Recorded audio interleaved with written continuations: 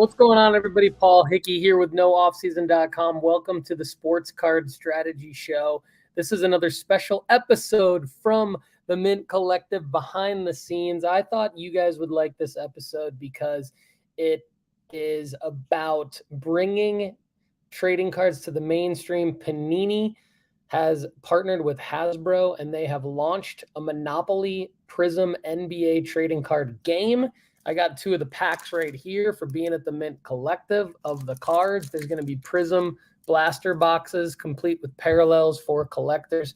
And then you use those cards to play the game, the Monopoly board game. It's pre-sold out at Target, unfortunately, but you'll see it at your local Target stores. They will explain that in this session. And this is Jason Holworth from Panini America. Josh Goodstat from the NBA PA could not make it, but Alex Forti from Hasbro Gaming and Monopoly did a great job, and it was moderated by Tracy Hackler from Roadshow Cards. I apologize in advance if the audio is weird, but I filmed this, and I am now streaming this live for you from behind the scenes at the Mint Collective. So those of you watching and listening, I hope you get a lot out of this session. I'm going to hand it over to Tracy Hackler now. Thanks, Tracy. Panel of Monopoly Prizm NBA Board Game Edition. Two special gentlemen to my left. Jason Howarth, the Senior Vice President of Marketing and Digital for Panini America. Welcome. And then the spectacularly dressed Alex Forti from Monopoly and Hasbro Gaming. He's representing Mr. Monopoly. Looking dapper, the shoes match. You guys, I got the whole thing. You guys are spectacular. I love it. So for the better part of 10 years, no secret that the Prizm NBA brand has monopolized collector attention. So it only seems fitting that it is now immortalized in the Monopoly iconic board game. So I want to start just from the beginning. What made this union of Prizm and Monopoly make sense? I'll start with you, Jay. It's interesting. When I first started at Panini, we launched a trading card game called Adrenaline with the NBA, and it was challenging. The one thing I always thought was that if there was a board game element tied to a trading card game that was iconic, it would make a ton of sense. And so when Hasbro approached us about the idea of partnering together to bring Monopoly, Prizm, and NBA trading cards together under one roof, I thought this is the perfect union. So for me, Monopoly has always been a brand of owning it all, throwing large sums of money around, set collection, and when you look at the overall industry of the trading cards and everything, you start looking at Prizm, and you're like, these guys are the best in the game, high-end cards, insane variations, you want to collect them all. This makes so much sense for Monopoly as a premium partnership that we can really make sing with all kinds of insane card combos, and it's a real cool collaboration. When you were conceptualizing the idea, did you know Prizm was the brand that you wanted, or did that just kind of come about? This is a great question. I want to know the truth. No, I'll give you the truth. So I'll cop to this. I am very new to the sports collectibles industry. I am a longtime collector of other things, action figures, comic books, all that stuff. So I have that collector mentality. But the one thing I knew, I'm sitting in the heart of the pandemic, right? Everybody is collecting everything at this point, myself included. And I think it was the week the Tom Brady card sold for a shitload of money. Sorry, a lot of money. Is that acceptable, Katie? Okay. I think you said that. Sold for a large sum of money, and we have always wanted to do a sports game, sports Monopoly, and we always started off with fantasy sports, blah blah blah, and I'm like, anybody playing fantasy sports doesn't want to do that in a board game. They're gonna go and play that online, and I was like, oh man, trading cards, that's a natural connection between a board game and a trading card. And when I came to Jason with the idea, I was just saying let's just do the works, whatever whatever designs and stuff we can do. I knew nearly nothing about this, but what I knew I wanted to do was protect the authenticity of the trading cards and ensure that I let the Panini team run with the design work, all the ideas to ensure that they were designed for the collectors. And as we started to dive into the product, figure out what consumers we wanted to go after, like we kind of got to a point where like, the way we really make this work is with Prizm. This is how we make it big, how we make it crazy, really deliver something that all the collectors out there want. Yeah, absolutely. I think, you know, it's funny when Alex came to me, you know, right away it was like, wow, this could be really incredible. And so you start thinking about the different things, and you think about how iconic the properties are in Monopoly. You know, and from a trading card perspective, you know, thinking about parallels, you start thinking about like, oh, that'd be amazing if you had like a Boardwalk Blue and you called it a Boardwalk Blue. You had all these other things. And so naturally our team marketing connected with our product development team. We talked about that. We know that, you know, Alex and the Hasbro team are the experts in the board game world and the gameplay. We're like, you guys tell us how the gameplay needs to work. We'll figure out how we make the cards amazing.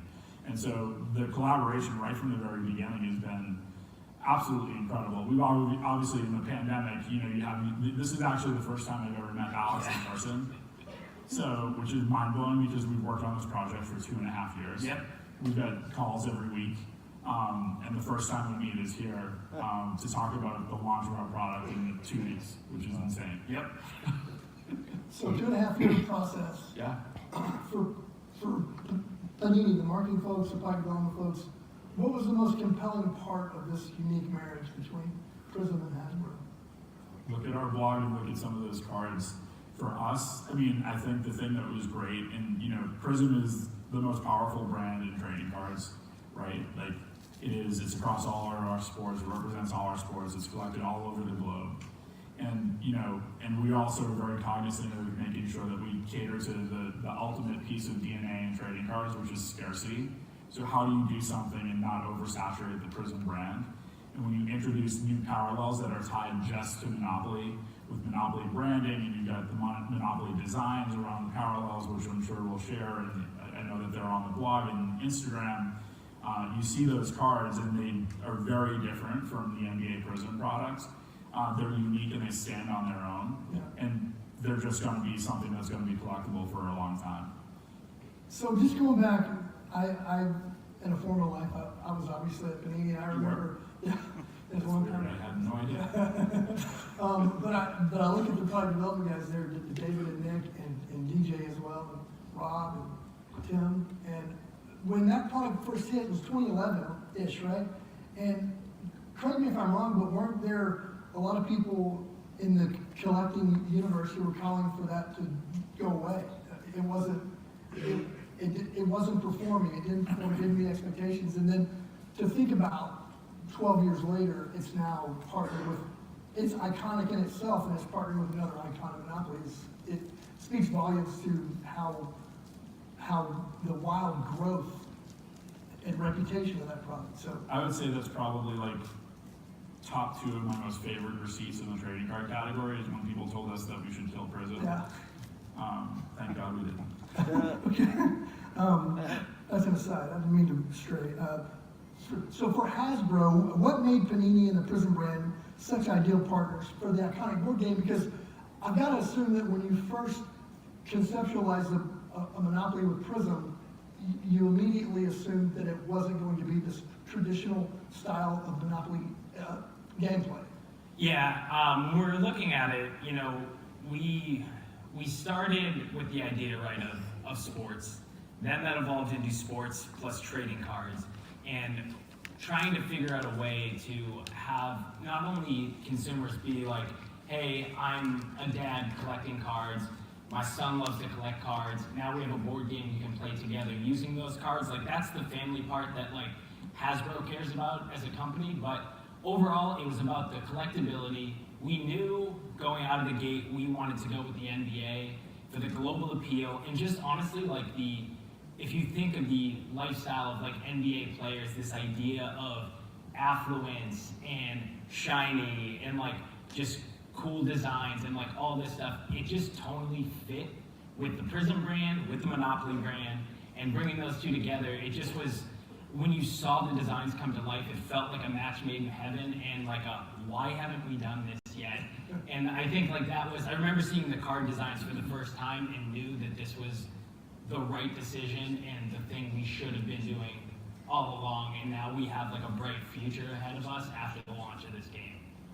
It's a great, Alex brings up a great point that, you know, why hasn't this been done before? And you know, Josh from the NBA Players Association was supposed to be here. They're hopefully working on a long-term CBA that might be signed later tonight if you read the news. So I let him skip out on the 1 hour panel here to get long-term CBA stability. But you know, when we were thinking about it, it was like, okay, well, the reason why it hasn't been done before is because there are multiple parties that have to all agree and work on the same path and say that yes, this is a good plan. And so, you know, there are two other partners that are part of this process that aren't here on stage with us, which is the NBA and the NBA Players Association. And so, you know, naturally, my first thought after, you know, 14 years of Panini is like, okay, how are we going to sell this? You know, how do we sell this internally to them to tell them like, hey, this is amazing. This is another way to raise and elevate the NBA brand, elevate the trading card brand with Prizm, elevate the players. How do we do that and still make sure that everyone is good from the messy stuff that happens behind the scenes, right? And so we got them on board. We were fortunate that someone at the NBA Players Association was a huge Monopoly fanatic, and so right out of the gate, they were like, this is incredible, I love this. I was like, wow, that was way easier than I thought. You know, but going through that whole process and then, you know, balancing back and forth and like even figuring out on the board, and, you know, I know you'll pull that up here in a minute, but, you know, changing the board and how do we make this an NBA game and make it feel like an NBA game? So that instead of winning properties like Boardwalk, and I keep using that as an example, yeah, sorry. The best space. I know. So, you know, how do you bring that into the NBA space? So, you know, you in this game, you're battling in arenas. So it's NBA arenas as opposed to winning properties. You're winning arenas. And so, you know, there was a whole bunch of dynamic conversation because Monopoly is so iconic in what the various properties stand for. There are some that are way better and some that are not. Yeah. And how do you do that? And so we were able to get around that challenge, and you know, and basically build it into you're battling in arenas, and that's what you're doing. You're winning arenas, and so it just logically made so much sense, and we made sure that every team was represented as best we possibly could. You know, the parallels that are in the booster boxes, they're the color parallels are tied to the colors that are used on Monopoly properties that have been iconic for, I don't even know how long. Since 35. Since 1935. Yeah, 1935. Yeah, so long time. almost 100 years. I'm not good at math, but almost 100 years. Yeah, Close. That's close. So, Alex, how is the gameplay similar to what traditional Monopoly loyalists know, and how dramatically different is it? It's going to feel familiar, but if you're also a fan of NBA and the idea of competition, it's going to feel like an incredibly unique spin. Like if you want, I can kind of take you through a full product overview, gameplay ideas. Yeah, exactly. You know, it's a great transition there. So let's see if I can make this work. All right, here we go. All right, I'm going to take you guys through kind of the entirety of the Monopoly Prizm NBA Edition product and product line. As we start this off, like the main goals here for us were a level of authenticity, competition, and collectability. So we wanted to carry that through the product and really deliver something that fans would absolutely love, both fans of Monopoly, fans of the NBA, and fans of Prizm. So, in terms of a general product overview, we have two products that we're going to be launching.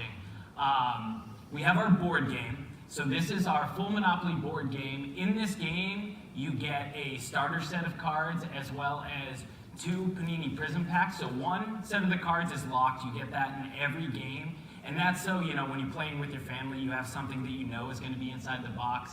And kids especially can be like, oh, this is awesome. I got my favorite player. Look, I got a Giannis in this. But then we also have the randomized booster packs and an exclusive parallel that's only in the board game. And then this is for all the collectors out there. While we want to deliver on a board game for families, we also want to ensure that the collectors had something to go after. So we have a booster box full entirely of exclusive Monopoly Prizm cards, and Panini is also going to have their own version of an exclusive booster that has other exclusive parallels in it. So even if you don't want the board game, you can still go out and buy that booster box and have something amazing. So just an overall view of the... But just to add to that, the booster cards, they do elevate the gameplay. So yeah, if you'd like to play with your cards with all interchangeable, highly collectible parallels, you're welcome to do that. It will elevate your gameplay. Yeah. But there's going to be some really valuable stuff in there and just incredible. So when we talk about just like the overall components and how it differs from a normal Monopoly, so instead of our property spaces, we have these NBA game cards. So these are the arenas that you're battling in, and we tried to set it up with matchups between all the NBA teams. We did it as an East Coast, West Coast style mashup, so then that way you have East teams and West teams battling it out, and those are the arenas you're competing in. We have our starter packet cards, 2 Prizm packs, so you're going to get 16 cards total in the board game. And then we've introduced these things called Playmaker cards and All-Star Contest cards, which I'll get into. And instead of traditional money, you play for points, just like an NBA game. And then we have these cool basketball tokens that are designed after the NBA league icon and a general, basketball. So let's take a look at the board. So the board's really cool. We have our properties going around the board, which are these games. And when I talk about the East-West matchup, you guys can argue about some of this, but we really dove in and tried to look at the historical success of all the NBA teams and match them up in kind of, I don't know if legendary matchups, I guess.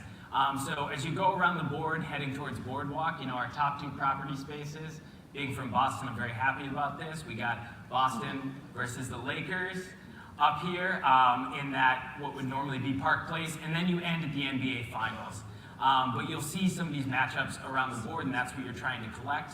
But kind of the biggest innovation here is this center of the game board. So this is where you're going to use your Panini Prizm cards with the player stats to battle it out in different events. So the way this game starts is you're going to draft your team. So you open up your packs, rip them open, place them all out on the table so you can see all the players you have to choose from. Each player is going to choose 4 players for their team. That's going to be 3 starters and 1 reserve player, and they're going to be used throughout the game in different types of matchups. And really our thought process here is we know that people play fantasy sports, people love looking at stats, people play NBA 2K, and really know that players have different types of player ratings and stuff. So what we wanted to do is protect the authenticity of the collectible in terms of the cards and minimize kind of like the interference of the gameplay. So this didn't feel like a TCG, didn't feel like a trading card game. It could feel like an authentic trading card with player stats on the back that feel unobtrusive and kind of blend into what you're traditionally used to seeing on the back of a card. So players have a player rating, and then you're going to see 3 different scales. You're going to see offense, defense, and skills. So like their ability to dunk or dribble, those type of things. And the way this works is the stats matter. So in each of the matchups, you're going to have things where you're, battling it out for player rating. So here's Giannis versus Luka. Giannis has a 95 player rating, Luka's got a 93, so Giannis is going to win that matchup. But you may also be asked to battle it out on offense, on defense, and a variety of things. So where this comes into play is you're not going to be able to just simply purchase properties in this game. When you land on one of these games, in order to take control of it, you actually have to have a team that has the right stats to be able to win that game. So in the case of this Boston versus LA NBA game, you need to actually have 2 players that have an offense stat of 82 or higher. So here we got Ja and Donovan Mitchell, and both those players have a high enough player rating, so now you're able to purchase the property. So this is, throughout the game, you're going to have to do some team management and ensure that your starters or your reserve players have the proper stats in order to be able to buy those NBA games that you want. Now, the thing I love about any type of NBA matchup is kind of how the game swings, and you see different players taking control, different players dunking on each other, people getting flagrant fouls, all these things. So we introduced these playmaker cards. So you may be used to chance and community chest cards in Monopoly. We actually introduced these things as a way of having different one-on-one challenges with other players. So in the example of like the posterized dunk, you can actually call out one of the other players, challenge them to that. You choose one of your player cards to stick in front of you, and then at the same time, you both flip that player card, and whoever has the, it's skills versus defense. So you look at the stat battle there, and then if you win, you can actually steal one of the properties from another player, but if you lose, you actually have to swap someone out from your team into the reserve spot. So if someone on your team isn't playing up to snuff, you got to switch them out and really manage that team as you go. Just to add to that, while you've got it up here, the other thing that was really cool was the collaboration on some of the design elements of just the regular game cards, right? And so we made sure that we incorporated things that were like iconic within the trading card brand. And so like you see the color blast here. Up here, you've got it, on the card for Playmaker, you've got it on the board for Playmaker, you've got it for the Prizm trade. So we made sure that fit within there, and the Monopoly team was like, absolutely, this makes a ton of sense. We need to do that. We want to bring that into the palette. So that part was really cool. Again, just reinforcing the collaboration.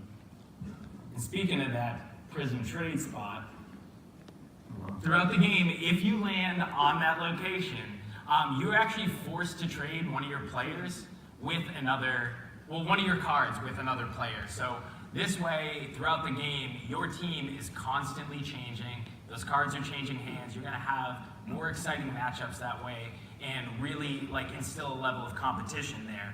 Because the highlight of this game that I talked about is this idea of this one-on-one competition. So every time you're ready to pass go, you're actually going to stop on go. So it's not pass go, collect $200 in this game. It's stop on go and compete in an all-star challenge. So here we've got our highest level challenge, which is the slam dunk contest. It's kind of iconic to All-Star Weekend in the NBA. But in this type of competition, two players will go head-to-head in center court. They put down a team of 3 players next to each other, one by one, kind of like a waterfall in Texas Hold'em. You flip those cards over, revealing your stats that you're battling it out for, and best 2 out of 3 wins. So then that way you can kind of go head-to-head with these challenges and really compete with everyone. At the end of the day, the goal of this is to collect, trade, and win. And that's really how we've mashed together the idea of collectible Prizm trading cards with the gameplay and the competition of Monopoly and the NBA. So when you're forced to trade your cards, do you get those back? You might. You might lose them forever. So you don't bring, it's a high-stakes game.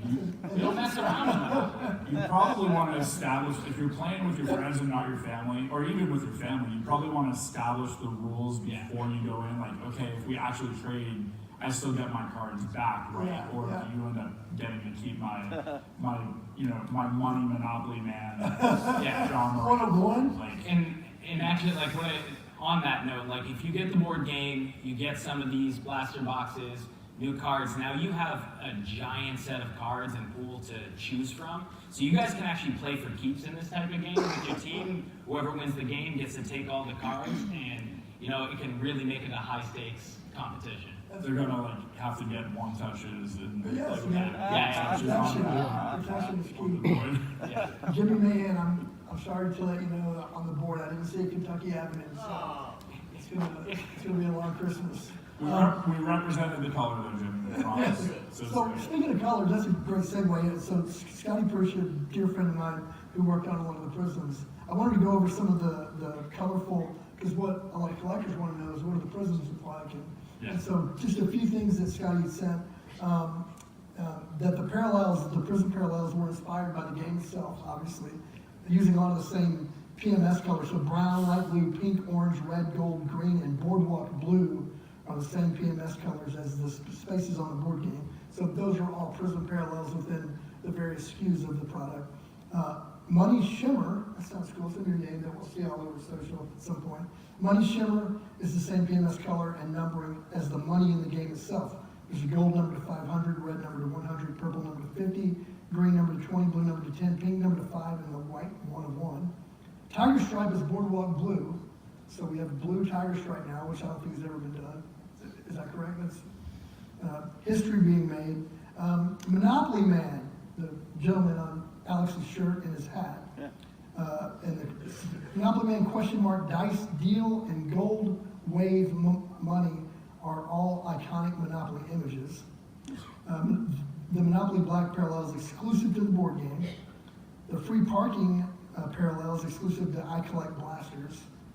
The Money Black insert is exclusive to Target Blasters. And Money White insert is exclusive to I Collect. So just real geeky collector talk on the colors of the parallels. But that's what a lot of, that really resonates with collectors who are used to the greens and the golds and the black and golds and things like that. So yeah, and you can see some of those on the blog post from this morning and the Instagram gallery that yes, still live if it's not already up. But you'll see some of those images in there, so you get a real sense for what the product looks like. But it's absolutely amazing. So yeah, they look really good. So Alex, you guys are no stranger to licensed partnerships, but before the big boom of the industry, had you guys contemplated or entertained a trading card endeavor like this before? No, I don't think anybody ever thought of it. I mean, the thing about trading cards and trading card games is, like, as everyone out here knows, it's incredibly hard to break in to that industry without already established properties and stuff. And, like, obviously at Hasbro, like, we own Magic the Gathering, right? Like, so we're very used to having a trading card, you know, in our overall portfolio. But I think what made this, like, truly groundbreaking was us coming to the table and being like, we can't do this. We can't do this the best. Like, if we're gonna do this, we gotta do it right. Prizm, Panini, these are the guys that we want to team up with, and, like, trying to convince, you know, a big company that is a leader in the game space and makes trading cards of a different sort that, yeah, we should go to another trading card company and work with them because they're the best at doing that. Like, I think we're in the age of, like, collaborations across the board are breaking down those barriers and being like, the right thing to do and the right product to make is actually to team up, not to compete with each other. And that's what was, like, important to us. And, you know, like we've said a million times already, like, it was the right thing to do. Yeah. I mean, that's the one thing that kind of stands out in that very first call when we talked to you guys. Like, you said right from the very beginning, it was like, we're not going to do this product if you guys don't want to be a part of it. Yeah. Like, that was literally that was the first thing they said to me. I was like, whoa, okay, well, I'm going to pay attention here. Like, Yeah. what is this thing? I mean, obviously, everyone knows Monopoly, so it was like, okay, this is cool to begin with. So, and to Alex's point on the collaboration part of it, I mean, it hadn't been done before because there's so many other dynamics in play, whether it's the trading card manufacturer from a sports perspective, dealing with a big brand, you know, company like Hasbro, and all the politics that has to be navigated through that to be able to just push that stuff aside and get in, and it's probably why we're on weekly calls. Yep. Right? But, like, I mean, to be able to push that stuff aside to, like, bring this to life, and we've had, you know, little speed bumps here and there, but we work through the speed bumps because we're committed to saying, like, no, this is going to be the best thing we launch. This is going to be incredible. So, like, the speed bump over here, or the things that, like, the BS that kind of goes on behind the scenes from a politics point of view, fight through it, stay committed to what the plan is, stay committed to the objective, because when this thing goes live, it's going to be incredible. Yeah, and, like, we obviously started all this development during the pandemic, so we hit a point where finding materials was hard to be able to launch this, and then that delayed one thing, and then we wanted to make sure we got the rookies into the game, and it's like, okay, then we gotta, like, delay this a little longer. Like, we took the care and the time to make sure we got the product right and got it out with all the correct level of collectability and cards involved. Yeah, one of the most, I think I speak for Scott and myself, one of the best moments of this entire process was when the manufacturer was actually done and we shipped it to those guys. And were like, it was a happy, we celebrated. Like, you got it in your hands, it's time to launch, we're done, we got it out of the manufacturing plant, you know? Because, you know, you might have heard that manufacturing was challenging, like, over the last few months or year. Yeah. So, you know, knowing that, like, you have and that's the other part, right? Like, knowing that you've got this great concept and you're going to bring it to life, And then there's these other elements, these technical elements that like, oh yeah, we need to make sure that we can print it and get a timeline and make sure that we get it on shelf. It's gonna, launch exclusively at Target. I think pre-order goes live. It should go live today. It pre-orders live right now, apparently. So Target collaborated and went pre-order live, in the middle of our panel, so it's there on target.com. But dedicated end cap, in the toy aisle, I think that's also really important. Like, where are you going to find the board game? Where are you going to find the booster boxes? It's going to be in the toy aisle, not in the trading card aisle at Target. There's an end cap that'll be there for 3 months. So high visibility within the toy aisle, within Target, so that's where you're going to find it. Target does the board game business better than anybody else, which is why it made sense from the Hasbro perspective to start there. And you say 3 months, Jason, but we did one production run on this, so once it's gone, it's gone. Well, yes, so we talked about we talked about making sure we maintain that level of authenticity to the product, and so talking to the Hasbro people that don't understand trading cards, it was like, no. If it sells out in 3 weeks, it means you have to wait until we produce a series 2. Like, we're not just going to go out and print another set of, booster boxes because we can't because we built in numbering schemes, we built in parallels, we built in all those other things. So, just like any other product in the trading card business on our side from a community perspective, when it sells out, it's a wait to next year proposition, unfortunately, or as fast as we can bring in a new element. So, we're not going to reprint the booster boxes, what's in that product. When it sells out, it's gone until we come up with Series 2. Yeah. How much did the idea, I guess the initial outreach, there was no firm idea of what this would look like. But once you guys started talking and going down the path, how much did it change or switch up what the final outcome was? So I think when we started off, we had the game idea. That's what we do, right? I don't think we knew what the cards were gonna look like. We went through a lot of ideas and iterations, number of parallels. Honestly, when we started pretty small because we weren't sure what we wanted to actually bring to the table. And as you're going through this and you're having conversations, with your internal teams, with retailers and stuff, you start to listen to feedback and think about how much bigger we can go and really trying to deliver that fan experience. So I think what truly changed through this is honestly the design and the variety and the amount of Prizm we just injected into this game board, into the look of the game, and kind of really trying to deliver that style and that flair and the stuff that collectors are really looking for. Yeah, I think the thing that's mind-blowing during that process is everybody's got egos. Brands have egos too, right? Brands are like, hey, no, this is what we do and this is how we're gonna do it. And we're like, no, this is what we do and this is how we do it. Well, we all kind of agreed okay, you guys are the experts on the board game side, we're the experts on the trading card side. Let us be the experts on the trading card side and let us work on this. And so, Scott and the product development team working together to figure out how do we blend this and bring it to life, the parallels, the structure, all those things.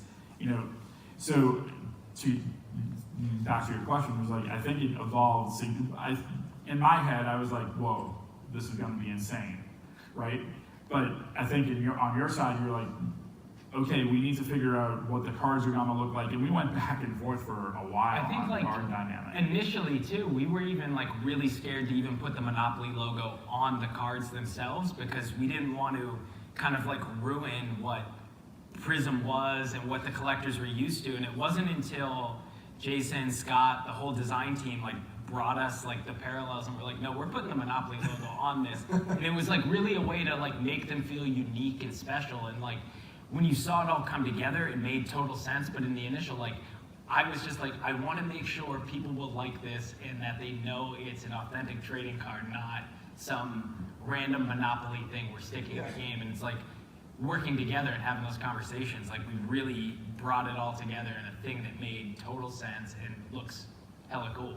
Yeah, and I think the other part too was, as you go through that trepidation and that balance of who owns what and what designs and what that looks like, right? Like being able to like present like the Go insert, the dice insert, the things that are iconic to the Monopoly, brand since 1935, and being like, okay, like, I don't know, they might be like, you can't use that, right? And so, presenting it to your team and then having you guys be like, wow, this is incredible, we absolutely need to do this. Yeah. Like, it just stands on its own, and so, there weren't a lot of hard layers to get through on that part because we're so committed to saying, like, what's gonna be the thing that's gonna be the best for the brand overall and for this product. And so we stayed true to that whole entire time, in the process so that we could insert, the Monopoly Man insert, where you've got the various Monopoly Man logos around the cards. The board, the cards just look incredible. Yeah. Will the Monopoly Man, will that be his RC? Will that be tagged as an RC? Well, we'll get there. Yeah. It should be. That might be valuable. There's an insert that has Mr. Monopoly all over the border of the card, so that's one scenario. But there's also a card of Mr. Monopoly, isn't there? So, if we want to do this now, we don't have to. Look, as Mr. Monopoly's official agent, I'm very happy to announce that he has officially been signed to Panini. Wow. And he will make his rookie year appearance in this game as a collectible. You can see one of the designs right here. I believe there might be one of him in specific designs. So be on the lookout for some insanely rare Mr. Monopoly rookie cards in the Prizm blaster box. I don't know that I've ever seen a Mr. Monopoly baller version. Yeah, I didn't know he had handles Monopoly like that. Oh, dude, he's crazy. He's got a little Allen Iverson in him. Oh, yeah. So how much of a greater appreciation did you gain, or the Panini team gain, about board games, and the Monopoly Hasbro people gain about the trading card space? Man, look, we've tried to develop board games in the past. We didn't do very well. So, just the process in terms of what they do and how they, develop and kind of play around with the concepts to figure out how it works was really eye-opening to me because, we just never been a part of that process. And then trying to make it fit again into, interject it into the sports category, which had never been done before, never been done, right? Period. So never been done before. How do you interject it into the sports category and still hold true to the Monopoly brand and do those things that people understand the gameplay that they've played for 30, 40 years? So I think for me, I have such an excitement and appreciation for trading cards and collecting and stuff now. I don't think I used to collect it when I was a kid, right? And then coming back into it now and seeing all the different parallel variations and all the cool variety. If someone explained to you a parallel variation, you had no idea what it was.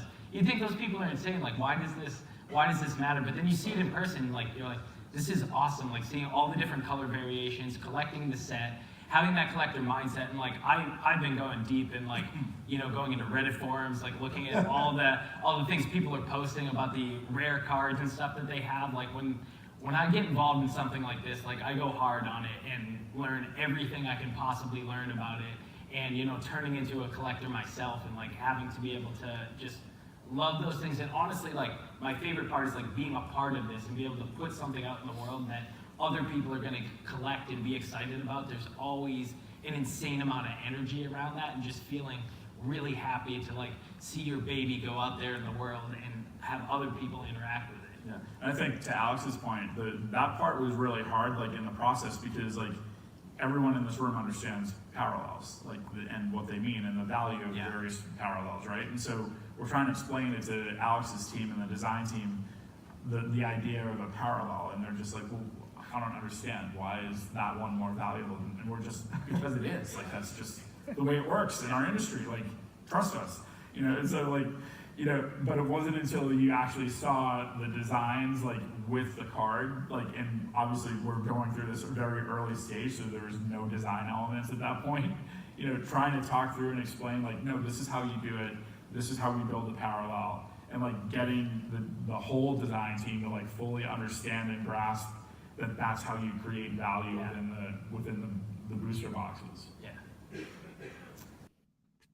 All right, everybody. Thanks so much for watching and listening to this episode of the Sports Card Strategy Show, where I basically gave you a behind-the-scenes look into the overview of this Prizm basketball Monopoly trading card game. I'm pretty fascinated by it. I would love to know your thoughts and comments on this, who you think it benefits, who you think should be interested in this. Are you interested in it? Why are you interested in it? Is it something you would play with your kids? Is it something you would keep sealed as a long-term investment that you think could appreciate in value over time? Or is it something that, you'll kind of do both? Or is it something that you'll just totally fade? I think it's pretty cool. I'm fascinated that this kind of stuff is happening within the sports card world. A lot of great partnerships. Bringing it to the mainstream is what they say, and this is just another way to do it, putting a partnership with Monopoly together. I thought Hasbro, Alex from Hasbro did a great job. All right, everybody. More to come from the Mint Collective. I'm Paul Hickey with NoOffSeason.com and the Sports Card Strategy Show. Everybody have a great day.